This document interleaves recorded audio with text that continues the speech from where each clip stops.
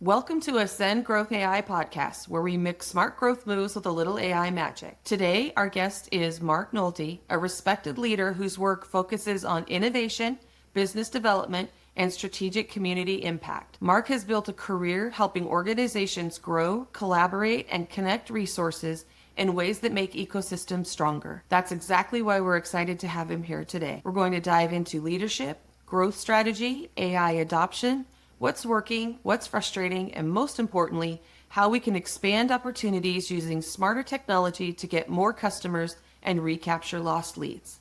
Let's jump in. Good morning, Mark. Morning, how are you? I'm very good. Can you start by telling us about your journey that led you to where you are today? We provide mental health counseling by Zoom. So we've got 300 therapists in 43 different states, and we're doing about 1,300 therapy sessions a month. And we contract with employee assistant programs, or what's referred to as EAPs, and healthcare insurance companies. So we're a little bit like a marketplace. When people say, who are your customers? We have two customers. We have the EAPs and the insurance companies we get the referrals from. And then we have the therapists who are independent contractors who are looking for more referrals. They're all in private practice looking for more referrals. And then we make our revenue by taking administrative charge from the referrals, or the sessions, sorry. And then I started this company 8 years ago here in Denver, Colorado. And now, like I said, we're 300 therapists in 43 different states. We've grown a lot and learned a lot in the process. People always say, oh, Mark, so you're a therapist, right? No. And they're like, what are you doing in this business? And so I tell the story that back in 2010, I was actually diagnosed with depression. And I tell people I was one of the lucky ones. I went and got help, and now I live a much happier, productive life.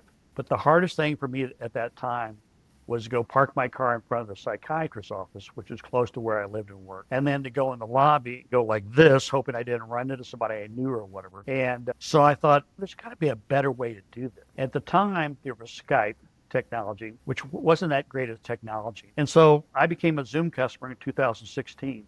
So I like to say I was Zoom before Zoom was cool. And I talked to all these therapists and saying, hey, this is the trend. This is where it's going. And they're like, Mark, it's just a fad. It'll never take off. I'm not interested. Well, then March 2020 hit, COVID. My phone started ringing off the wall. Because of COVID, couldn't see their patients in the office for 2 years. So they're scrambling trying to do, and the answer was obviously doing it by Zoom. And we have a HIPAA compliant version of Zoom. And so we went from doing 27% of our video sessions, or sessions by video, to 97% in 4 months. We quadrupled it in 4 months. And the ironic thing about it is that I saw a paper that was written back in 2015, and it said that video therapy wouldn't surpass in-office therapy till 2024. In other words, 4 years after COVID was going to happen. COVID accelerated that process by 4 years, and I tell people, I said, if I had to wait till 4 years later for video therapy and teletherapy to take off, I'd probably be bankrupt by now. There was a little bit of blessing in disguise. It's been interesting because therapists who are opposed to it, I talk to them now, and I'll say, well, what do you know, now that you've been doing this for several years now, after COVID, what do you think? Well, I didn't like it at first, but now that I like it or use it, I really like it. And I've canceled my long-term office lease. I'm not paying $1,500 a month for an office, and I can work from home and do it. Because of COVID, and people or therapists adopting Zoom, therapists can be licensed in multiple states now. And I'll give an example. I have a lady who lives in this little town in Idaho. Well, she's licensed in 12 different states. Well, she's rocking it because after COVID, you weren't required to have an office anymore. You just did it by Zoom. And I've got several therapists who are American citizens who are licensed in Colorado or a certain state, but they live in Taiwan or New Zealand or something like that and do therapy sessions. They have to get up in the middle of the night, their time, to do it. And then I've got two therapists who live full-time in an RV and do therapy. One goes from New York to Florida up and down the East Coast. One has Starlink, and the other one says the Wi-Fi in these RV parks is great to do teletherapy. So it's really changed everything. And the last thing I'll mention is that we did a pilot program probably 8 years ago. And we found that with teletherapy, there's a 30% less cancellation rate. And the reason is you don't have to drive to downtown Denver, pay for parking, get a babysitter. If you're a stay-at-home mom, you can put the kids down for a nap, get on your laptop computer or your phone and do teletherapy. Or if you're working, you can close your office door, have a therapy session for an hour and then open your office door. You don't have to take a half a day off work to drive to downtown Denver again, pay for parking, and drive back to the office and all that stuff. And therapists like that because my no-shows are cutting down by 30%, and I'm getting more revenue because of that. It's a win-win situation. I think COVID really made a lot of changes for a lot of people, that realizing the value of doing things from their computer, because it is the same connection. Just like you and I today, I don't need to be sitting in Colorado to have this conversation. It's really nice. It really did leap start us forward, and that's fantastic. What a great job if you're with that skill set and you can be anywhere in the world, of keeping your own mental state where you want it, which will make you a better therapist anyway, right? That's awesome. And it's also interesting because people feel more comfortable doing a therapy session from their home than they do going in a strange office and opening Yep. up your most intimate feelings about what you're going through. And so we find that through video therapy or teletherapy that they're more open about their mental health issues because of that. Where are you at with the company, like right now? Where are you headed with it at the moment? Well, I'm actually, full disclosure, I'm getting ready to sell it. And people say, well, gee, Mark, what do you want to sell it for? I said, well, I've been doing this for 8 years. I'm 69 years old, and I want to reap the benefits of my hard work. And I feel like I've built it as much as I can. In order to build it more, you'd have to get $1 million or more, and then you'd be committed to another 5 years or more. And I just don't want to do that at this point. But someone else could take it. Private equity could take doing roll-ups and buy several companies like mine and make a larger one, or some strategic buyer who's kind of in the business already, who might be interested in buying our platform and all that stuff and book a business. Who's the ideal customer or client, and what problem are you solving for them right now? Well, like I said, we have two customers. So I'll just start with the therapists. The therapists are typically, they're in private practice. They're solo practitioners. We have a few group practices, but maybe they have 4 or 5 people in a group. And what I've learned about therapy is they're really good about what they were trained to be, and that's to be therapists. They're not very good business people, and they're even worse marketers of the practice Right. because of that. And they have this fear of coming across as what they refer to as salesy, like a used car salesman. And me, I'm a sales guy. I've been all my life, even though I'm a CEO now, but we're all, I think, salespeople. And my thought is you just tell them the benefits of therapy, and you're not really being salesy, but they don't want to do that. So we feature their profile, their picture, and their bio on the website. We market their practice. And so not only do we give them referrals from our contracts, but we also feature them on our website and market their practice. So they're very happy with that because they can continue being a therapist and, don't have to worry about the business end. And then the other customers are the employee assistant programs, EAPs, and those are very good because we've got 22 EAP contracts with 150 million lives under contract. So it's a B2B type business versus a B2C. And then we've also expanded just recently here to healthcare insurance, and that's a whole different ballgame because it's a little more of a B and C where you have to do social media campaigns and all kinds of stuff to get patients or whatever, but we're working on it. What geographic markets or regions are you currently focused on? We're in 43 different states, and people say, why aren't you on all 50? It's like, well, the states we're not in is Wyoming, where there's only 600,000 people, but we're in California where there's 40 million people. We haven't expanded internationally. We've got some therapists in the UK, 1 or 2 in London, 1 in Scotland, I think it is, and maybe 1 in Ireland. And that's interesting because their requirements and legal things are different than the United States, but we've adapted to that. Continuing to get more contracts and more therapists on board. It's going to expand our business. Do you get a lot of organic people finding you to join? Do you have to go find them? A little bit, but not really. I mean, with EAP contracts, the employer pays 100% for the sessions. There's no copay or deductibles like there is with insurance. Typically, they'll get anywhere from 5 to 8 therapy sessions, 100% paid for. So they want to take advantage of that before they end up doing private pay. We don't do Medicare and Medicaid because it's very difficult. You can get audited and they can do clawbacks if you didn't do something, dot an I or cross a T or whatever type thing.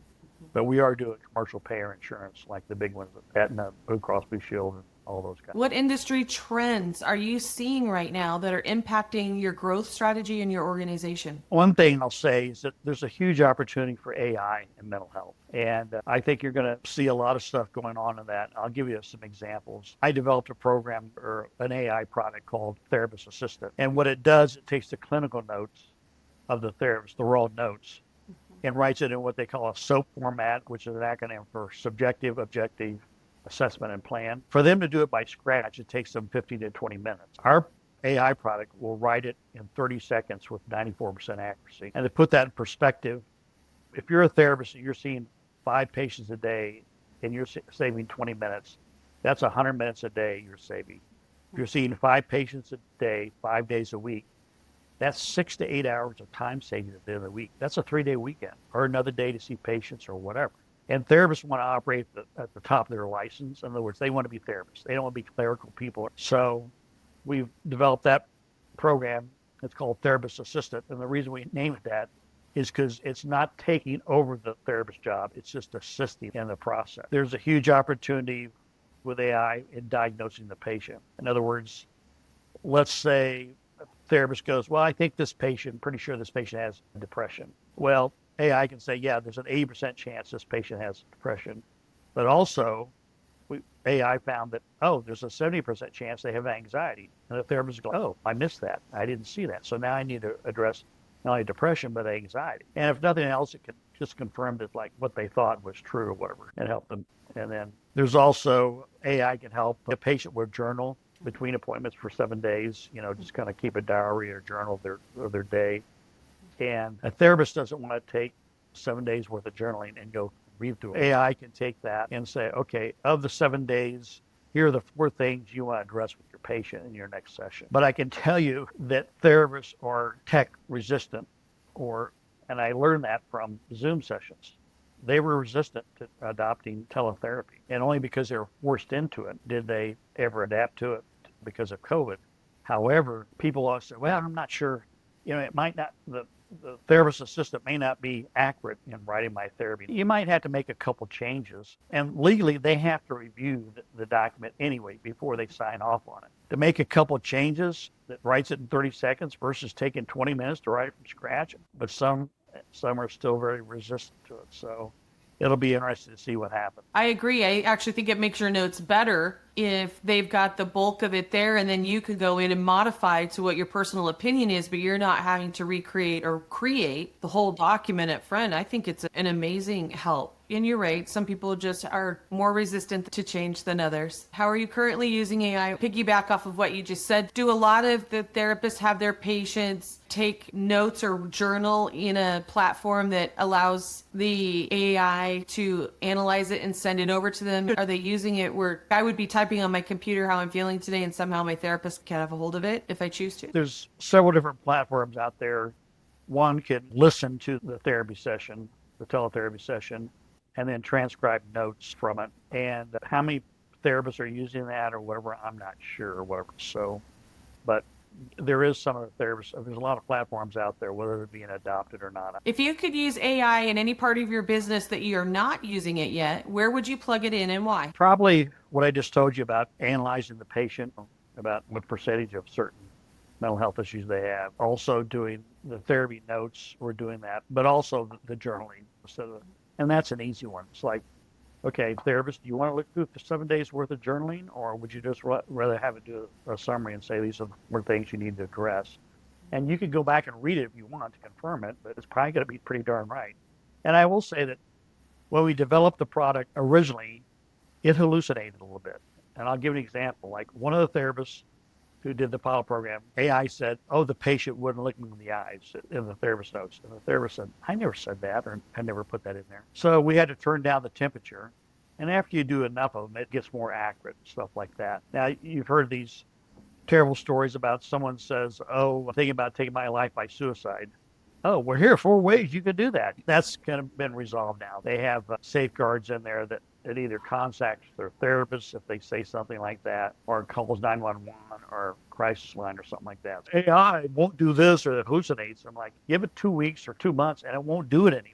I'm just amazed how much it changed. What is something that's working particularly well in your business right now? I would say the EAP contracts, because like I said, we have 150 million lives under contract. These are 100% paid for by the employers, so you don't have to deal with the co-pays or deductible. And they pay in 7 to 10 days. Where insurance claim, you can file if you didn't dot the I or cross the T, throw it back. Or if there's three things wrong, they'll tell you the first thing. And then after you do that, they'll tell you the second thing. And then after you do that, they'll do the third thing. They don't tell you all three. So to get referrals without doing any kind of social media campaign and then getting paid in 7 to 10 days, there's no bickering about the claim being filed. Where you go. What's one area that's frustrating or requires more energy than you'd like? It would be healthcare insurance. You have to get the therapist credentialed, which is, for people out in the industry, it's kind of like a background check. They have to supply their license and their malpractice insurance, and they have what they call a CAQH number, which is basically a electronic resume where you can go and get all their information. And then it could take as long as 60,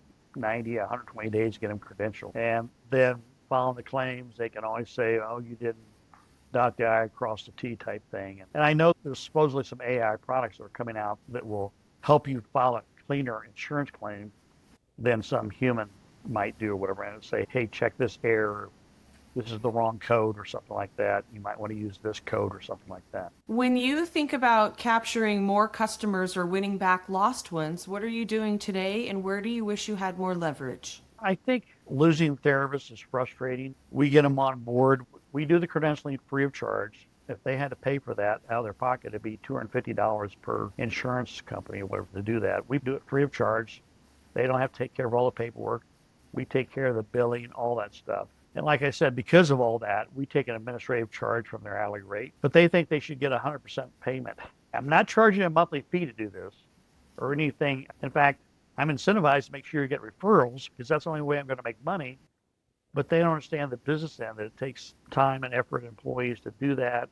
And also the marketing and the social media we're doing, they don't have to do that. Right. Yet they think, well, I should be paid 100% of what it is. If you want to start paying us, I don't want to do that. I find that people are incredibly creative and like counselors, therapists, massage therapists, they all love to serve people. They love to be there for people, but sometimes they don't connect with what it costs to run a business. And they just don't relate with it, so they have a hard time putting it all together. What do you believe is the biggest misconception people have about the work that you do? One thing I'll share with you is if you look at the highest age group of people taking their life by suicide is late teens and early 20s. The second highest rate for suicide is men in their 50s. And the reason is they have all this mental health issues and they kind of just put it in this closet, so to speak, and shut the door for 20 or 30 years. And then in their 50s, all of a sudden that closet door opens and all that crap comes down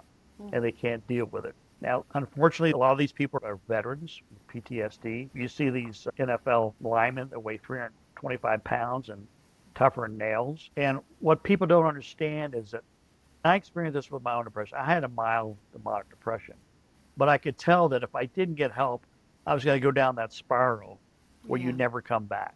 And that's what happens with some of these veterans and NFL players. And they think, I've been through a war, I can handle this. I'm tough as nails. Or I've been an NFL player and tackled the toughest, and I can handle this. And like, no, you can't. It's different. And they let it go and let it go, and then that spiral happens. And once you get in that spiral, it's hard to get out of it. And one of the things I learned, and my psychiatrist told me at the time, I said, sooner you get help, the better you're going to be. The longer you let it go, it's going to take you just as long to get out of that mental health issue. So I encourage people, it's like, hey, if you're experiencing something now, take care of it now. Don't put it off. Don't put all that mental health issues in the closet and then someday just open the door and comes down. Right. And at the time when I went, I was married, and my wife at the time said, you need to go. I'm like, okay. I just thought I was going through a rough patch in life. And so I went just to appease my wife. And the psychiatrist goes, are you having trouble sleeping? How's your appetite? And I go, I'm kind of lacking appetite. They go, oh, you're clinically depressed. I'm like, what? I'm like, oh, that's what it is. I just thought I was going through a rough patch in life, and it was actually clinical depression. So people, especially men, they need to realize that if you're going through those certain things, it could be depression. I think that's actually true, that we just write that off as just a temporary symptom. And then when somebody hands you that, you're like, how can it be that? We place such a different value on it. There's something wrong with me. And it's really not that there's something wrong with you. It's that you just need to rewrite how you're processing things and help to process them out of having an effect on you physiologically. If I injured my shoulder, and I wouldn't think twice about going to a physical therapist and getting that shoulder worked on. But if I injure my mind, and have them, oh, well, that's different. No, it's the same thing if you injured your shoulder. You'd get work on that. You need to do the same thing with your brain. That needs to be the mentality. And I'm predicting someday you'll be at work and you'll talk about, your mental health issues, whatever, just like you would if you injured your shoulder skiing, you're getting physical therapy on it type thing. It's interesting because I'm a baby boomer. My generation doesn't keep that to yourself, but the younger generations, they're more open about it, which is good. If you were starting over today, what would you do differently based on what you know now? A lot of stuff. You're going to make mistakes, and that's just part of it. But as long as you learn from mistakes and correct them, you'll be fine. Raising money was a very frustrating thing. I did raise $150,000 in a safe note, but I was looking to raise $1 million, and that's a whole different ballgame. Not saying anything negative about Denver, but unless you're on the East Coast or West Coast, you're going to have a hard time raising money. And that gets a little bit frustrating because I know a company that had about the same amount of sales that I do, mental health space, and they've raised over $10 million. And she's like, gee, I couldn't even raise $1 million. Sales, they raised $10 million. So they're in New Jersey. How do you raise money? You just go out there and beat the bushes. And you hear all these stories all the time about, oh, I talked to 120 different investors before they said yes. Now, one of the things I don't care for, I'm not saying that all angel investors are this way, but my experience with angel investors is they think that because they made their money in, let's say, real estate, that they're an authority on mental health and a business with that. Well, they're not. I'm not saying they're not smart people and they weren't successful in real estate, but just because they made money in real estate doesn't mean they were expert in mental health. And so they'll say, well, I can tell by what they say that they don't understand the business. It's not whether they're right or wrong, they just don't understand it. And if they really knew it, they wouldn't be saying that. Raising money with angel investors can be very tough. What is the purpose of raising the money? Is it like seed money for getting everything set up and ready to go? Or is it something that's an ongoing? No, you need to expand into marketing. You might want to develop some software. You need to bring up more employees on board to expand the business. You go along, your numbers increase, but then you kind of hit this plateau and your head's bumping the ceiling until you get another $1 million or more, then you can't really accelerate that. We've done very good with bootstrap, but you can only do so much with bootstrapping. Or you might get there, but it may take you 10 years, or if you get $1 million, you can get there in 2 or 3 years. What would you say to somebody who aspires to be a CEO and do what you do? Get a counselor? Sign up for a volume of sessions, get a volume discount.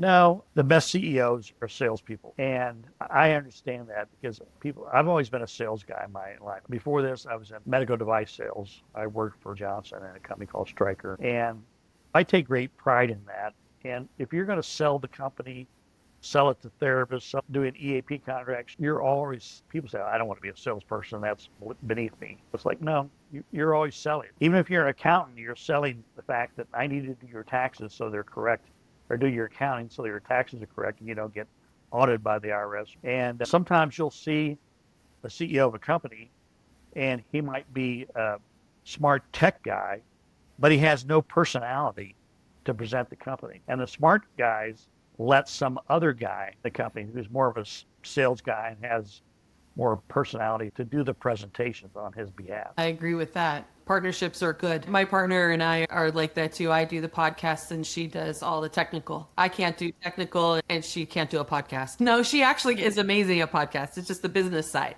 She likes the technical side. She does a great podcast. What do you think companies should do to future-proof themselves over the next 3 to 5 years? If you're not adopting AI in your company, you're going to be left behind. I live about 17 miles from Boulder, Colorado, which is where the University of Colorado is. I go to a lot of meetups and AI interest groups. What they say is that AI is not going to replace you, but the people who learn AI will end up replacing. And I think there's a lot of truth to that.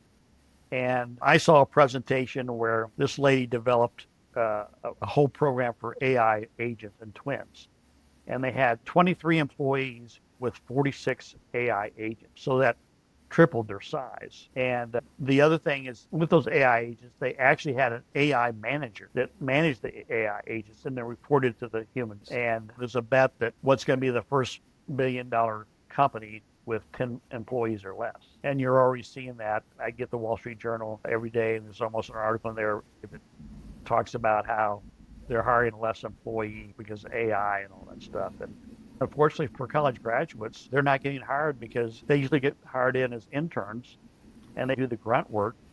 Well, corporations don't need that. They've got the AI to do the repetitive work. But I think it's important that everyone adopt AI, put that in their company. What's your biggest win that stands out in your mind over the last 5 to 10 years? I just say building the business, like I said, from 8 therapists here in Colorado to 300 therapists in 43 different states, and we're doing 1,300 therapy sessions a month. So that, and I hate to say this, but COVID was good for our business because it accelerated the process of doing teletherapy. Where if that hadn't happened, we'd still probably be waiting for that milestone to happen. What do you think you learned out of all of that experience? I made a lot of mistakes. You get smarter. Sometimes you have to kiss a few frogs or whatever before you find the right either consulting company to help you out, develop something, or some kind of someone to help you with different parts of the business. And just like anything else, there's good partners out there and there's bad ones. A lot of people are willing to take your money. It's frustrating thing is some of these contracts you do with consultants or people, it's like they use the analogy of getting married. Well, let's get married first and then we'll date and see if it works out. It's like you sign the contract, you find out, oh, now that we're dating, so to speak, or we're doing business, this is not a good fit or this is not working. Where you can't really have that dating process or get to see how they do business or whatever and how they are to work with all stuff. So you have to sign the contract first to figure out if it's going to work, and that's frustrating. You've had to make a lot of decisions. You're used to making big decisions. So what's next? I'd say selling the business and moving on. But still, one of my idols is Warren Buffett. He worked till he's 94 years old. And he didn't do it for the money. He had plenty of money. So I'll probably do something with AI after this. I saw a guy who did a presentation on AI. He owned a advertising firm before that. And he said, I had either employees or had to deal with people.